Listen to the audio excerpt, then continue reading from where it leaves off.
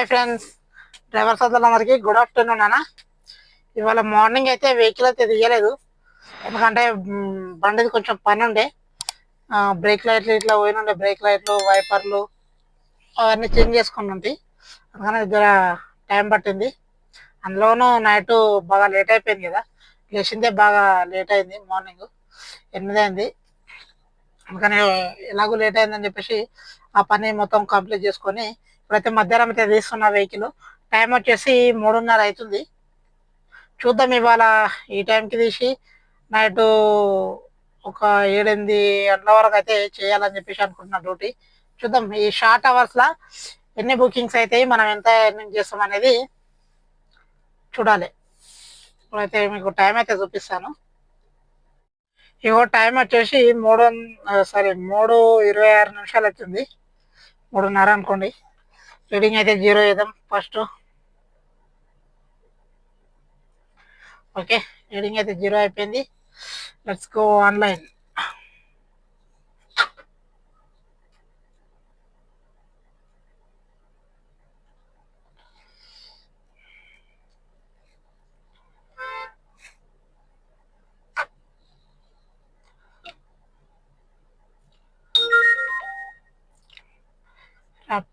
అప్పుడు లోడ్ అవుతాం ఒకటేసారి. ఎర్ర కొంచెం ఓపిక వాటర్ నాయన తీసుకుంటా.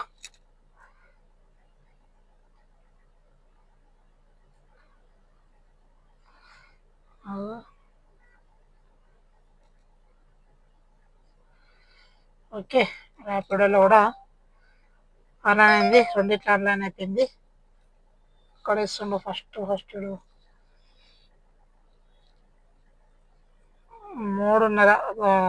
4 కిలోమీటర్ల పికప్ వద్దు.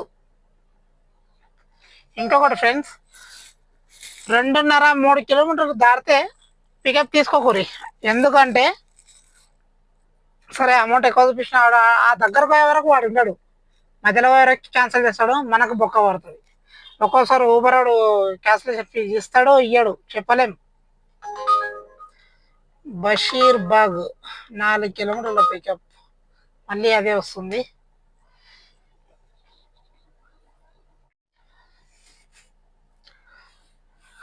ఓకే ఫ్రెండ్స్, ఆన్లైన్ అయితే చేసుకున్నా. మీకు ఒకటైతే చెప్తున్నా, చాలా మంది డ్రైవర్లు అడుగుతున్నారు నన్ను కూడా, నువ్వు ఓన్లీ పోయిన డ్రాప్కి ఏమి నువ్వు లెక్క కట్టి చూపిస్తున్నావు, మరి పికప్ పోయింది ఎవరు చూపెట్టాలి అని చెప్పేసి అంటున్నారు. మీరు లాంగ్ లాంగ్ 3 కిలోమీటర్ల పైన వస్తే తీసుకోకపోవడం అది నీ ఇష్టం. అది నేనైతే వద్దనే చెప్తా. 3 కిలోమీటర్ల పైన ఇట్లా చూపిస్తే పికప్ పోతే సరే, అమౌంట్ ఎక్కువ చూపించినప్పుడు మనకు వర్కౌట్ అయినా కూడా అంత లోపు వాడు ఉండాలి కదా. నువ్వు మధ్యలో వరకే క్యాన్సిల్ చేస్తే కస్టమర్ వాడు ఇయ్యడు మనకు. ఒక్కోసారి దగ్గరకు పోయిన తర్వాత అది మనము అది కూడా ఎట్లా ఇస్తాడు, మనం పికప్ పోయిన తర్వాత 5 నిమిషాలు అయిన తర్వాతనే కస్టమర్ క్యాన్సిల్ చేస్తే మనకు క్యాన్సిలేషన్ ఫీజు అనేది మనకు కట్టిస్తాడు. తీరా నువ్వు మధ్యలో పోయిన కస్టమర్ క్యాన్సిల్ చేస్తే మనకు రూపాయి కూడా ఇవ్వడు. అనవసరంగా దూరం తీసుకొని పోయి ఇబ్బంది పడేది ఎందుకు? మధ్యలో క్యాన్సిల్ చేస్తే కస్టమర్ క్యాన్సిల్ చేస్తే మనకు డీజిల్ బొక్క, టైం బొక్క, అవసరమా పోవడం? కాబట్టి 2-2:30 కిలోమీటర్ల లోపు వచ్చే బుకింగ్స్ అయితే తీసుకోండి. అది కూడా అమౌంట్ ఒకసారి చూసి తీసుకోండి. అట్లయితే మనకు వర్కౌట్ అవుతుంది. లాంగ్ బుకింగ్లు తీసుకొని లాంగ్ పికప్లు తీసుకొని పోయి మనం మధ్యలో పోయి ఇబ్బంది పడితే ఏమొస్తుంది చెప్పండి, మనకే లాసు. కాబట్టి నేను ఎట్లా చూసుకుంటా అంటే, వన్స్ నేను పికప్ తీసుకున్నాక లాంగ్ ఉన్నదనుకోండి, మినిమం ఒక 3 కిలోమీటర్లు ఉన్నదనుకోండి, ముందే ఫోన్ చేస్తాను కస్టమర్కి. ముందే ఫోన్ చేసి, సార్ పలానా ప్లేస్లో నేనున్నా, వస్తున్నా, మీరు వెయిట్ చేయండి, మధ్యలోకి వచ్చినాక క్యాన్సిల్ చేయకండి అని చెప్పేసి ముందే ఇన్ఫార్మ్ చేస్తామని. అట్లయితే మనకు ఒక ధైర్యం ఉంటుంది, దగ్గర పైనకి కూడా క్యాన్సిల్ కాదు. మాదాపూర్కి అయితే ఒక పికప్ అయితే వచ్చింది, 411 రూపాయలు అంట. దగ్గరనే ఉంది పికప్ కూడా, మనకు జస్ట్ 600 మీటర్లు ఉంది. సరే లెట్స్ గో, చూద్దాం ఎంత వస్తుంది డ్రాప్లో అనేది. 411 రూపాయలు అయితే చూపించండి మనకు. ఏడా ఇది పికప్? శ్రీ బేకరీ గల్లీలా ఉంది.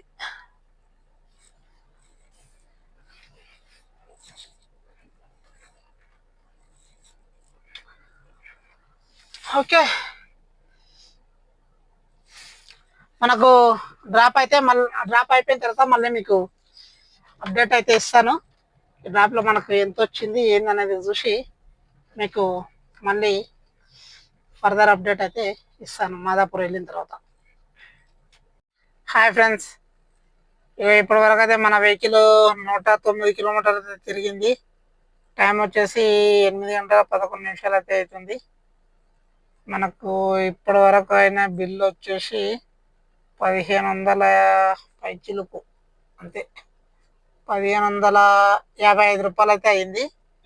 రైట్ 1555 ఫోన్ కింద పడుతుంది. 1555 ఎన్ని డ్రాప్లు అయినాయి మనకు? 3 డ్రాప్లు.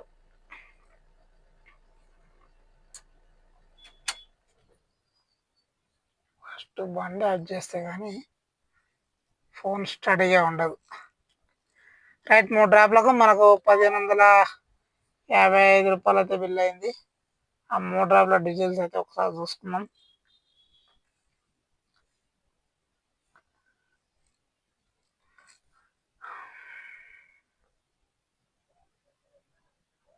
ఇక ఫస్ట్ డ్రాప్ వచ్చేసి మనకు అల్వాల్ నుంచి మాదాపూర్ అయితే వెళ్ళిన. ఇందులో మనకు 24 కిలోమీటర్లకు 396 అయితే ఇచ్చిండు.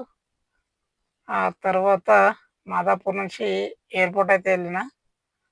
మనకు ఇందులో 33 కిలోమీటర్లకు 497 రూపాయలు అయితే ఇచ్చిండు. ఇది కొంచెం తక్కువనే, కొంచెం కాదు చాలా తక్కువ. ఇది ఏమైందంటే పొరపాటున నేను చూసుకోకుండా దాన్ని మనం వచ్చేసిన 500 పైన చూపించింది, కానీ ఆడికి పోయే వరకు మనకు 497 ఇచ్చిండు. అక్కడ నుంచి ఎయిర్పోర్ట్ నుంచి ప్రీమియర్లో అయితే మనము ఇక్కడ తిరుమలగిరికి అయితే వచ్చిన ఎయిర్పోర్ట్ నుంచి. ఇందులో మనకు 43 కిలోమీటర్లకు 661 రూపాయలు అయితే ఇచ్చిండు. ఓకే, ఇప్పుడైతే మనము ఒకసారి ఈ 3 డ్రాప్ల మనకు కిలోమీటర్ వైజ్గా దేనికి ఎంత పడ్డది అనేది ఒకసారి చెక్ చేద్దాం. మనకు 600 ఎటువంటి ఎయిర్పోర్ట్ డ్రాప్లో మనకు 661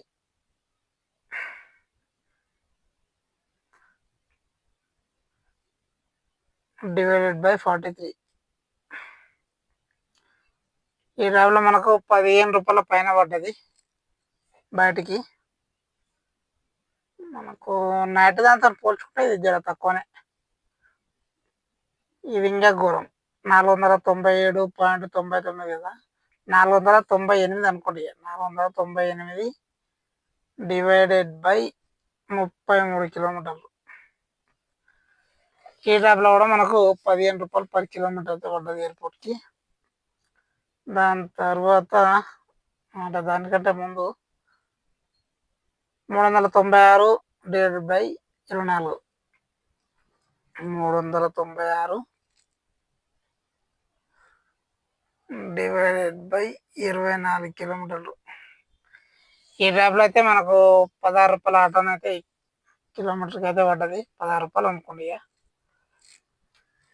ఇవాళ మనకు ఈ 3 డ్రాప్లలో 15 రూపాయలకు అయితే తక్కువ అయితే ఏం పడలేదు. అన్నిట్లో 15 రూపాయల పైన పడ్డది 3 డ్రాప్లకు. ఓకే, ఈ 3 డ్రాప్లతోని మనకు ఇవాళ బిల్ అయితే 1555 రూపాయలు అయితే అయ్యింది. ర్యాపిడోలో అయితే ఏం లేవు, ఓన్లీ ఊబర్లోనే 3 డ్రాప్లు. ప్రజెంట్ అయితే ఇక్కడ ఆర్కేపురం కాలనీలు అయితే ఉన్నా. ఆ తిరుమలగిరి దాటిన తర్వాత ఆర్కేపురం కాలనీ ఉంటుంది కదా, అక్కడైతే ఉన్నా. ఏదో గన్సీ బజార్ వస్తుంది ఈ టైంలో అటు పోతే ఇంకంతే సంగతులు మనకు. ఓకే, ఇంటికైతే వెళ్ళిపోతున్నా. రేపు మార్నింగ్ అయితే మళ్ళీ ఫ్రెష్ అయితే స్టార్ట్ అయ్యాం. ఏమో మరి రేపు అయితే స్ట్రైక్ అని చెప్పేసి అంటున్నారు. అఫీషియల్గా పర్మిషన్ తీసుకున్న స్ట్రైక్ అంట. ఒకవేళ అది కన్ఫర్మ్ అయితే మనము ఖచ్చితంగా వెహికల్ అయితే ఏం తీయనికి ఉండదు. రేపైతే స్ట్రైక్ అని చెప్పేసి అంటున్నారు, మరి చూడాలి. అఫీషియల్గా పర్మిషన్ తీసుకున్న స్ట్రైక్ అంట ఇది. ఇన్ఫర్మేషన్ అయితే వచ్చింది. మరి ఒకవేళ రేపు కన్ఫర్మ్ స్ట్రైక్ అయితేనేమో వెహికల్ ఏం తీయడానికి వీలు ఉండదు. మొన్న జరిగిన స్ట్రైక్ అప్పుడు అంటేనేమో అది ఎలాంటి అన్అఫీషియల్ స్ట్రైక్, అది ఎలాంటి పర్మిషన్ లేకుండా మన డ్రైవర్లు కొంతమంది కలిసి స్ట్రైక్ చేస్తే అది ఎవరు పార్టిసిపేట్ చేయలేదు. రెండోటి ఎవరికి అంత ఇంట్రెస్ట్ లేకుండే, అందుకని పెద్దగా పట్టించుకోలేదు దాన్ని. కానీ ఇప్పుడు విత్ పర్మిషన్తోనే స్ట్రైక్లు అయితే పాల్గొన్నామని చెప్పేసి బంద్కు పిలుపునిచ్చారు. నాకు ఈవినింగ్ అయితే ఇన్ఫర్మేషన్ వచ్చింది. ఒకవేళ అది కన్ఫర్మ్ అయిందంటే రేపు వెహికల్ ఏం తీయనట్టే. మ్యాక్సిమం మధ్యాహ్నం వరకు అయితే ఎవరు తీయొద్దు. జర కొంచెము రేపు ఒక్కరోజు ఆఫ్టర్నూన్ వరకు జర కొంచెం బంద్ పెట్టి స్ట్రైక్లో పాల్గొంటేనే బెటర్ అని నా ఫీలింగ్.